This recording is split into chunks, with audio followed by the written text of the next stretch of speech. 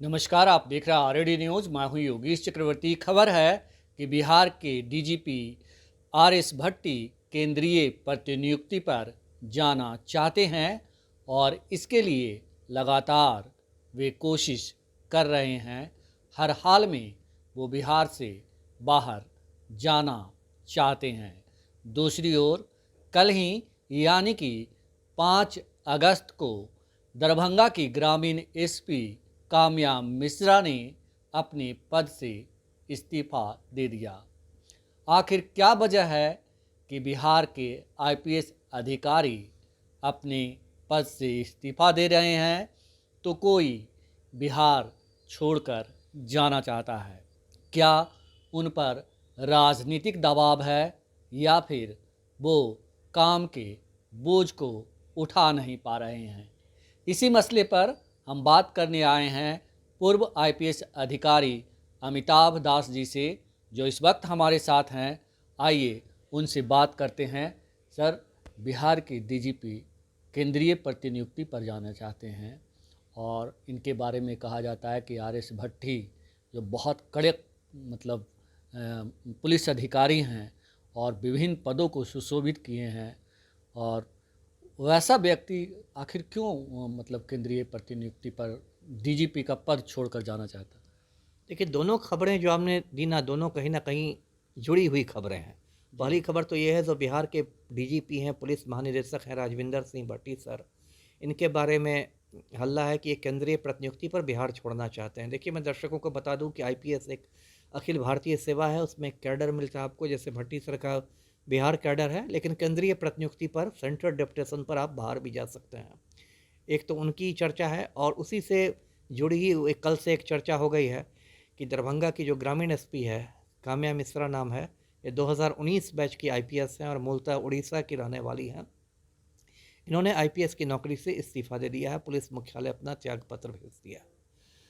अब देखिए, दोनों खबरों को मैं इसलिए जुड़ा हुआ मान रहा हूँ क्योंकि क्या हो गया है कि बिहार में ऐसे हालात हो गए हैं, मुख्यमंत्री ने ऐसे हालात कर दिए हैं बिहार में कि कोई भी ईमानदार जो आईपीएस है, जिसका ज़मीर ज़िंदा है, अभी ईमान ज़िंदा है, वो सफोकेशन का शिकार हो गया, उसका दम घुटने लगा है।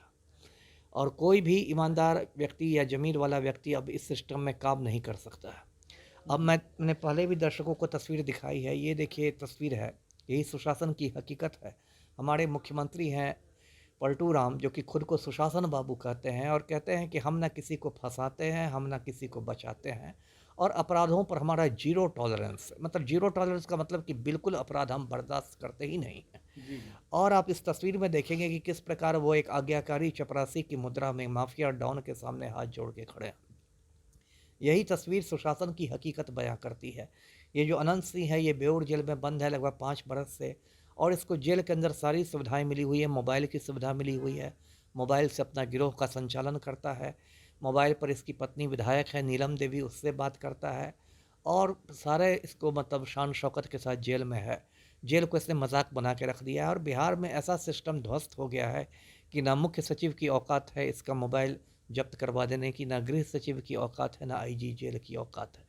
ये लोग कुछ नहीं कर सकते, इनके हाथ बंधे हुए हैं, क्योंकि मुख्यमंत्री ही अनंत सिंह के गिरोह में शामिल हो गए हैं। अनंत सिंह तो एक व्यक्ति है, दूसरा अपराधी आनंद मोहन है। आनंद मोहन सदा याफ्ता खूनी था, उसने गोपालगंज के डीएम का खून कर दिया था। सुप्रीम कोर्ट ने उम्र कैद की सजा सुनाई थी, उसको पिछले साल अप्रैल महीने में नीतीश कुमार ने जेल से बाहर कर दिया। एक सजा याफ्ता खूनी के लिए जेल मैनुअल में संशोधन कर दिया गया, बिहार सरकार के कायदे कानून बदल दिए गए आनंद मोहन को बाहर लाने के लिए, क्योंकि नीतीश कुमार को ऐसा लग रहा था कि आनंद मोहन को छोड़ देने पर मेरा राजपूत वोट बैंक में सिंधमारी हो जाएगी। तो जब बिहार में ऐसी हालात हो गई है कि जो मुख्यमंत्री है, जो राज्य की सरकार चला रहा है, वो माफिया गिरोहों के साथ उठता बैठता है, कभी अनंत सिंह के साथ, कभी आनंद मोहन के साथ, तो उसमें आईपीएस अधिकारी लोग बिल्कुल उनका दम घुटने लगा है। 2 एसपी डीआईजी लोग मुझे फ़ोन करके कहते हैं कि देखिए सर क्या हो रहा है, हम लोग क्या काम करेंगे, हम लोग तो टाइम पास कर रहे हैं, मुख्यमंत्री माफिया के साथ हैं। तो अभी काम्या मिश्रा देखिए, अभी दर्शकों को याद होगा, अभी 20 दिन पहले बहुत सनसनीखेज हत्या हुई थी दरभंगा जिला में, जी। मुकेश साहनी के पिता जीतन साहनी की। मुकेश साहनी जो वीआईपी प्रमुख और मंत्री रहे हैं, जीतन साहनी को बिल्कुल काट काट के मार दिया गया। दरभंगा जिला में एक बिरौल थाना है, वहाँ सुपौल गांव में। उसके बाद पुलिस मुख्यालय ने काम्या मिश्रा को ही एसआईटी का चीफ बनाया था। एसआईटी का मतलब है स्पेशल इन्वेस्टिगेशन टीम, विशेष जांच दल। और उसके बाद एक अंसारी को जेल भी भेज दिया गया। कहा कि गया कि पैसे के लेन देन पर इसका विवाद था, सूदखोरी पर पैसा लगाते थे जीतन मांझी वगैरह वगैरह। लेकिन शुरू से उसमें बात आ रही थी, शुरू से मैंने कहा था कि एक बहुत बड़े राजनीतिक षड्यंत्र के तहत हत्या हुई है और उससे बड़े बड़े सफ़ेद पोशों का हाथ है। अभी भी मुझे ये बात मालूम हो रही है कि काम्या मिश्रा पर बहुत ज़्यादा राजनीतिक दबाव था कि वो किसी भी ऐसे सफ़ेद पोश पर हाथ नहीं डाले, ना तो किसी से पूछताछ करे, ना ही किसी को गिरफ्तार करे। और इसके पहले मैं दर्शकों को याद दिला दूं कि जब काम्या मिश्रा पटना में थी, एएसपी सचिवालय थी, तो उस समय भी एक बहुत चर्चित केस पटना में हुआ था, गाय घाट शेल्टर होम वाला मामला, जिसमें पुलिस एफआईआर नहीं कर रही थी। गाय घाट शेल्टर होम में लड़कियों के साथ शोषण हुआ था। बाद में पटना हाई कोर्ट ने उसमें स्वतः संज्ञान लिया था, सुओ मोटू कॉग्निजेंस लिया था, और पटना हाई कोर्ट की फटकार के बाद महिला थाना में 2 एफआईआर दर्ज हुए थे और काम्या मिश्रा को उसकी भी जिम्मेदारी दी गई थी। लेकिन उस समय भी इतने बड़े बड़े सफ़ेद पोश लोग और सत्ता संपोषित लोग उस शेल्टर होम कांड में थे कि उसमें भी काम्या मिश्रा पर बहुत दबाव डाला गया और ये कुछ खास नहीं कर सकी। वो केस समझिए ऐसे ही ठंडे बस्ते में है। तो कहीं ना कहीं काम्या मिश्रा भी फ्रस्ट्रेशन फील कर रही होगी और अब उसने इस्तीफ़ा दे दिया है। कि लिखा तो इस्तीफ़ा में है कि निजी कारणों से, है ना। और अब तरह तरह के कयास लगाया जा रहा है। कोई कह रहा है कि जनसुराज में आ जाएगी, कोई कह रहा है कि उड़ीसा चली जाएगी, इसका मयूरभंज ज़िले में पैतृक बिजनेस है, पिताजी का बिजनेस है, वो संभालेगी। जो भी हो, देखिए पहली बात तो ये आईपीएस ऑफिसर अखिल भारतीय सेवा की है, तो बिहार सरकार तो इसका एक्सेप्ट कर ही नहीं सकती है। बिहार सरकार ज़्यादा से ज़्यादा करेगी कि इसके इस्तीफे को भारत सरकार के पास भेज देगी, केंद्रीय गृह मंत्रालय को। वहाँ से फिर वो राष्ट्रपति के पास जाएगा, राष्ट्रपति की मंजूरी मिलने के बाद इसको सेवा मुक्त माना जाएगा। तो एक लंबी प्रक्रिया है, ऐसा नहीं कि आज के आज इस्तीफ़ा हो गया। लेकिन जो भी हुआ है ये बिहार के लिए कोई शुभ संकेत नहीं है ना। हर जगह पूरे देश में सवाल यही हो रहा है कि बिहार में क्या हालात हो गए हैं सुशासन में कि आईपीएस अधिकारी लोग नहीं ठीक से काम कर पा रहे हैं। और मुझे तो ये खबर मिली है कि और भी 8-10 अधिकारी हैं आईपीएस में जो आने वाले महीनों में इस्तीफ़ा देने के लिए तैयार है। सर, ये इस्तीफ़ा क्या इसकी वजह राजनीतिक दबाव है, आप उसे ही मानते हैं, या काम का दबाव है कि वो ठीक से काम नहीं कर पा रहे हैं? नहीं नहीं, काम का दबाव क्या है। जब आप आईएएस आईपीएस बनते हैं तो आप मानते ही हैं कि आप पर काम का बोझ रहेगा। आप कोई आराम करने के लिए तो आते नहीं है। मेन चीज़ होता है कि जब राजनीतिक दबाव पड़ जाता है, जब आप स्वतंत्र तरीके से काम नहीं कर पाते हैं, जब आप पर हत्यारों को बचाने का दबाव रहता है और इस तरह की बात होती है, जब आपका ज़मीर आपको धिक्कारने लगता है, आपकी आत्मा आपको धिक्कारने लगती है, उस समय एक मतलब बहुत दिक्कत हो जाती है किसी भी ईमानदार आईपीएस अधिकारी के लिए। देखिए ज़्यादातर तो आईएएस हो या आईपीएस हो, ज़्यादातर अधिकारी तो अब चोर हो चुके हैं, ये तो मैं खुल कर कहता। लेकिन जो इक्के दुक्के लोग बचे हुए हैं, जिनका भी ज़मीर जिंदा है, ईमान जिंदा है, उनको तो थोड़ा कष्ट हो जाता है ना गलत काम आपको करने तो में। अनुभव होगा सर, चोर हो जाते हैं या चोर बना दिए जाते हैं? ऐसे कोई किसी को नहीं बनाता है। जब तक आप अपने में नहीं, आप में वो बात हो, तब तक कोई आपको बंदूक की नोक पर चोर नहीं बना सकता है। देखिए ज़्यादातर जो आईएएस आईपीएस होते हैं वो उसी एक सूत्री कार्यक्रम से आते ही हैं सेवा में, है ना, कि 2 नंबर का पैसा बनाना है। भले वो यूपीएससी के इंटरव्यू में बोल दे कि मैं देश सेवा का जज्बा है इसलिए मैं आईएएस बनना चाहता हूँ, इसलिए बनना चाहता हूँ, वो सब किताबी बातें होती है। मैंने देखा है, एकेडमी में भी देखा, फील्ड में भी देखा, 99% जो आईएएस आईपीएस नौकरी में आते हैं वो उनका एक सूत्री कार्यक्रम रहता है, लूटो भारत कार्यक्रम। उसी एक सूत्री कार्यक्रम के साथ आते हैं और देख ही रहे हैं इस देश का आईपीएस आईएएस लोगों ने क्या हाल बना के रख दिया है। जी जी जी जी। लेकिन क्या काम्या मिश्रा इससे अलग थी और उन्होंने अपनी नौकरी ठुकरा दी? तो ये तो बहुत बड़ी बात है कि उन्होंने अपनी नौकरी को मतलब अपने अंगूठे दिखा दिया और कहा कि भाई लो हम छोड़ते हैं, आपको जो करना है देखिए करो। काम्या मिश्रा की जो छवि है अब तक साफ सुथरी छवि रही है। जो भी 5 साल की नौकरी है अच्छी छवि रही है और काम्या मिश्रा को मैं इन लोगों से अलग मानता हूँ। लेकिन फिर भी जो उनका एक ये है कि इस्तीफ़ा देने का जो फैसला है उसको मैं बहुत सही नहीं मानता। मेरा मानना है कि आप इस्तीफ़ा देना तो एक तरह से आपने आत्मसमर्पण कर दिया, सरेंडर कर दिया माफिया के आगे, है ना। आपको सिस्टम में रहना चाहिए था। आप माफिया की छाती पर मूंग दलती, आप फाइट करती। मैंने खुद फाइट किया, ये बात नहीं कि मैं बस प्रवचन दे रहा हूँ। मैंने खुद इतना फाइट किया कि मुझे मेरा प्रमोशन रोक के रखा गया। 10 साल लंबी कानूनी लड़ाई के बाद मैंने सुप्रीम कोर्ट में जीत के प्रमोशन लिया। फिर मुझे लोकहित में समय से पहले रिटायर कर दिया गया, अभी भी मैं केस लड़ रहा हूँ।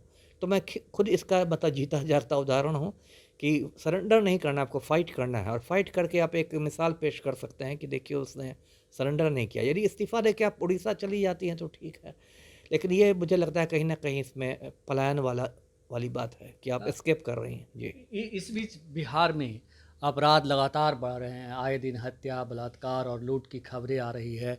कई बैंक की तो कई मतलब सिलसिलेवार लूट हो रही है और हत्या सिलसिलेवार हो रहा है। तो क्या लगता है कि पुलिस पर डीजीपी साहब जो भट्टी साहब हैं उनका नियंत्रण नहीं है? एसपी, डीएसपी उनकी बात नहीं सुनते? देखिए पूरा सिस्टम ध्वस्त हो गया ना। मैंने कहा ना कि देखिए पुलिस मुख्यालय जो है सरदार पटेल भवन में है, बेली रोड पर। वहाँ एक कुर्मी लॉबी काम करती है। अब मैं किसी अधिकारी का नाम नहीं लेना चाहता, सब लोग समझ जाएंगे मेरा इशारा किधर है। एक कुर्मी लॉबी काम करती है, और जिस लॉबी को मुख्यमंत्री का आशीर्वाद मिला हुआ है, वरद हस्त प्राप्त है। और वो कुर्मी लॉबी इस तरह से भट्टी सर को घेर चुकी है ना, जैसे महाभारत की कहानी में अभिमन्यु को चक्रव्यूह में घेरा गया था। तो भट्टी सर की कुछ चलती नहीं है। वो कहने के लिए डीजीपी हैं, लेकिन उनको कुर्मी लॉबी ने बिल्कुल घेर के रखा हुआ है। ये भी उनकी निराशा का, उनकी हताशा की एक वजह है। तो उसका असर पूरे बिहार में देखने को मिल रहा है। आप क्या कहना चाहते हैं कि बिहार में जितने भी आईपीएस हैं, डीएसपी हैं और जो पुलिस अधिकारी हैं, उनका जो ट्रांसफ़र, पोस्टिंग या उनके तमाम मामलों की देखभाल डीजीपी साहब नहीं करते हैं? आरएस भट्टी जी नहीं करते हैं, कोई और करता है? नहीं करते हैं। भट्टी सर तो नहीं कर रहे हैं, और उसमें बहुत ज़्यादा राजनीतिक दखलंदाजी है। और और यदि पुलिस मुख्यालय से भी कुछ करता है तो वही कुर्मी लॉबी ज़्यादा ताकतवर है। भट्टी सर की नहीं चल रही है, ये तो मुझे मुख्यालय में बैठे लोगों ने ही बताया है। और बहुत ज़्यादा राजनीतिक दखलंदाजी है इसमें, कोई भी व्यक्ति फ्रस्ट्रेटेड हो जाएगा। जी। लेकिन अगर बिहार में अपराध बढ़ रहा है तो उसके लिए फिर आरएस भट्टी डीजीपी साहब को जिम्मेदार ठहराना तो फिर गलत है? हाँ, गलत है। यदि बिहार में अपराध बढ़ रहा है तो उसके लिए एक और एक व्यक्ति जिम्मेदार है, वो है पलटू राम, और कोई जिम्मेदार नहीं। ठीक है, ऐसे तो कहने के लिए मैं गिना दूंगा कि वो भी जिम्मेदार है, वो भी जिम्मेदार, क्योंकि ये मुख्यमंत्री भी है और गृह मंत्रालय भी इन्हीं के अधीन है। ऐसा नहीं कि बिहार में कोई अलग गृह मंत्री है, जो कुछ राज्यों में होता है। मुख्यमंत्री अलग होते हैं, गृह मंत्री अलग होता है, वो भी बिहार में नहीं है। जब से पलटू राम सीएम बने हैं 2005 से गृह मंत्रालय इन्होंने अपने ही पास रखा है। और जिस तरह से ये अपराधियों के साथ उठते बैठते हैं, चाहे वो आनंद मोहन हो या अनंत सिंह हो, तो उससे तो साफ है कि अपराधियों के साथ बिल्कुल मजबूती के साथ मुख्यमंत्री खड़े हैं, चट्टान की तरह खड़े हैं अपराधियों के साथ। तो इसमें अपराध नहीं बढ़ेगा तो क्या होगा? अभी एक संजीव मुखिया फरार है बिहार में, उसको पेपर लीक का मास्टरमाइंड कहते हैं। नीट वाला में भी इसकी खोज हो रही है, उसके बारे में खबरें मिलती रहती है कि वो मुख्यमंत्री आवास में ही छिपा हुआ है, एक आड़े मार्ग में छिपा हुआ है संजीव मुखिया। अब क्या कीजिएगा? तो अगर कोई जिम्मेवार है तो पलटू राम जिम्मेवार है, जिनकी कथनी और करनी में ज़मीन आसमान का अंतर है। और जो कहते हैं कि हाथी के दांत खाने के और होते हैं दिखाने के और, तो एक पलटू राम का है, सुशासन पर भाषण देते हैं तो एकदम लगता है कि कितने मतलब ओजस्वी वक्ता है, लेकिन सारे माफिया की मदद कर रहे हैं, खुलेआम कर रहे हैं। जी। आपको लगता है कि बिहार में जिस तरह से ट्रांसफ़र पोस्टिंग अधिकारियों की होनी चाहिए या जिस तरह से डीजीपी साहब करना चाहते हैं उस तरह से नहीं कर पाते? नहीं कर पाते हैं। एक तो देखिए बिहार में खुलेआम जातीय आधार पर ट्रांसफ़र पोस्टिंग होता है। जैसे कि मान लीजिए नीतीश कुमार का लवकुश समीकरण है, तो कुर्मी और कोयरी पदाधिकारियों को, चाहे आईएएस हो या आईपीएस हो, उनको मतलब तरजीह दी जाएगी, प्राथमिकता दी जाएगी। मतलब आपकी योग्यता पर नहीं, आपकी ईमानदारी पर नहीं, आपकी जातीय समीकरण पर होता है। दूसरा है जो शुरू से लोग जाते हैं, बहुत भ्रष्टाचार है बिहार में। मजाक में लोग कहते हैं कि बिहार में एक ही उद्योग फल फूल रहा है, वो है तबादला उद्योग। बाकी सारे उद्योग तो बिहार में चौपट हो गए हैं। जो एक उद्योग फल फूल रहा है बिहार में, वो है तबादला उद्योग। और इतना भ्रष्टाचार है कि जो भ्रष्ट अधिकारी हैं वो पैसे खर्च कर करके अपनी पोस्टिंग करवाते हैं और फिर जिला में जाकर लूटते हैं। जो पैसा उन्होंने निवेश किया है उस पर बिल्कुल मुनाफा कमाते हैं जाकर। जी। मेरा सवाल एक बार फिर है कि बिहार में जो कानून व्यवस्था लगातार बिगड़ती जा रही है, विपक्ष भी लगातार कह रहा है कि बिहार की कानून व्यवस्था जो है चौपट हो चुकी है, जंगल राज नहीं महाजंगल राज चल रहा है। तो इसके लिए डीजीपी या कोई आईपीएस अधिकारी दोषी नहीं है?